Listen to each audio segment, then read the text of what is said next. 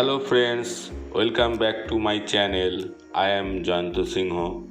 Learn how to draw a mandala. In this drawing lesson, I will show you how I constructed the Lord Krishna in mandala art. Although it looks complicated, but it's actually quite easy once you know the steps. You can see I already drawn the outline of Sri Krishna with shankha and flute. Because I did it by pencil, if anywhere wrong I can't adjust the line. But for the mandala painting I am using thick marker pen, and sometimes I will use as a thin marker also, so it's make the outline of the theme easy. And after that I will draw the design of mandala on it. So watch this video till the end, as it will be very helpful for beginners. Now create your own mandala. How and why? When you create your own mandala, think of it as an echo of your soul. Drawing and coloring a mandala can be a highly enriching personal experience in which you look inside yourself and find the shapes, colors and patterns to represent anything from your current state of mind to your most deeply desired wish for yourself, for a loved one, or for humanity. You can design a mandala to symbolize a state of mind that you would like to achieve. Mandalas are great tools for meditation and increasing self-awareness. Many different cultures around the world use mandalas in their spiritual practice. The best thing about designing your own mandalas is that you have to freedom to choose whatever shapes and colors that you feel express your sense of self and your view of reality. Your mandala is yours, and you have the freedom to use your creativity to create a mandala drawing that is uniquely you. Once you know the basic shapes of how to draw a mandala, you can try now new designs and new colors each time you draw a mandala.